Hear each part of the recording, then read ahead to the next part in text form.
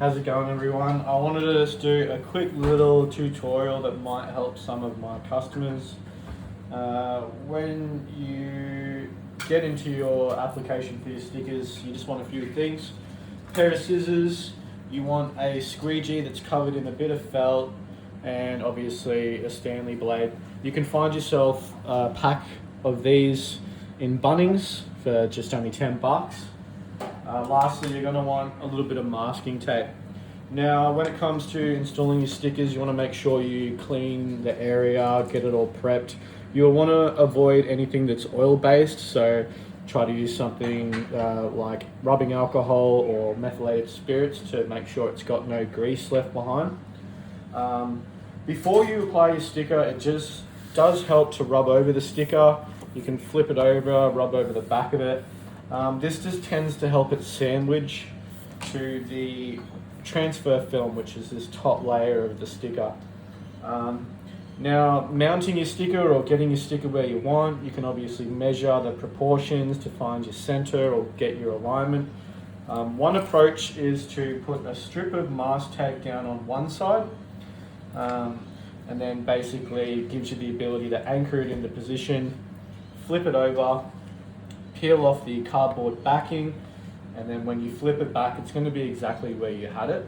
Another approach to doing so is also doing it as like a sectioned anchor. So you can, for example, go between some lettering, which is nice and simple in this design, which is great and convenient for me. So for example here, I'm just going to do that side there. We've rubbed over the sticker, sandwiched it together. Now it's time to peel the backing off. Everyone thinks it's as easy as just parting it apart, but it's not.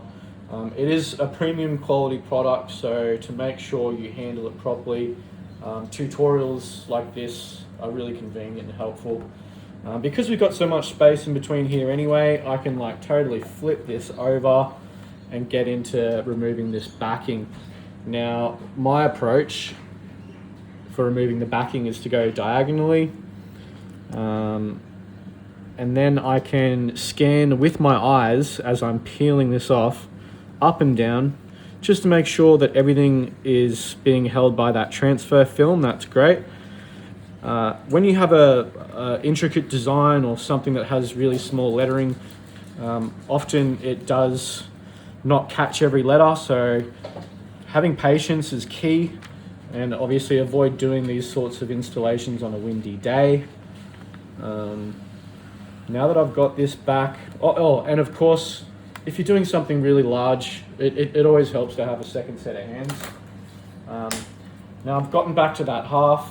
I can now snip off this half of the paper backing. Bear with me. Just want to make sure I don't stuff this one up. I honestly don't install a lot of stickers. This is kind of a rare thing for me, otherwise I'd have stickers stuck everywhere. Nonetheless, I'm now going to come up, and when I'm applying a sticker, I like to go what I call the wax on, wax off, like Karate Kid. I like to go inward out and inward out. For me, it stops it from flopping around as much. When you have something that's really big or a design that's got some negative space, you know, they tend to flop around more than you would like. And I'm doing this dry, but there's also a more important method for most vinyls, just like this, which is to do a wet application. That's when you basically approach it like a window tinter does window tint.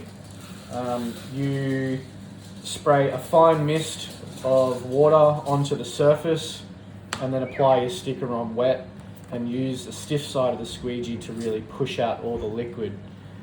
The thing with doing a wet method is it's great for large stickers and things that you're worried about flopping around, or you need to conform to a couple curves or ridges like a corrugated boat surface. But it does require more time to dry. So a lot of people think they can just go applying it on wet after pushing out all the liquid. They're quite confident. Then they want to go finish the final step and they freak out and they think, no, this isn't right, it's not sticking. You can speed up the process by doing the wet application in direct sunlight, or you can get a hairdryer or a heat gun and go over it very lightly just to speed it up and make sure you're getting rid of everything liquid wise. It's also quite tricky to make sure you have a good water to soap ratio. So for example, you'd get say a 500 ml bottle, a spray bottle, fill it with water and literally only add 2 to 3 drops of an unscented soap. So when you have scented ones, they tend to again have more oils and other stuff in there that you don't want. You want it to be nice and plain. I believe Johnson's baby soap or baby wash is even a perfect option. I could have left this tape on, but we've got the main body of the sticker stuck on now, so the rest is going to be straight. It's been a while I've been wanting to make a video like this, just something helpful, and I mean, each day I do learn something new anyway. Like for example, doing this sectioned approach, if you could imagine that this sticker was gigantic and going along the side of, for example, a big tipper truck. When you're fortunate enough to have a design that is perhaps just lettering and you've got gaps in between the lettering, I've also seen people mount the sticker at the top and then cut individual letters or individual sections vertically and apply it like that. It just makes it a lot easier than trying to handle this one gigantic sticker or thing that's flopping around. All right. I think I've gotten all the crucial details in this video now that I wanted to help you guys out, so I really do hope it helps. I didn't clean this just then, so let's see if this is going to peel great, because I'm just rushing. There's dirt and grit and crap, which the naked eye obviously doesn't see. The girlfriend does clean this area a lot, so you can expect it to be 99.9% clean. I think I've got 1 or 2 tiny little dust particle dots there. Nonetheless, thanks for watching. I hope it's been helpful. Again, this is a premium product. This is Metamark M7 sign vinyl. They also offer some of the colors or most of the colors in a air release form. This is metallic gold, but I think my shot's a little bit overexposed here.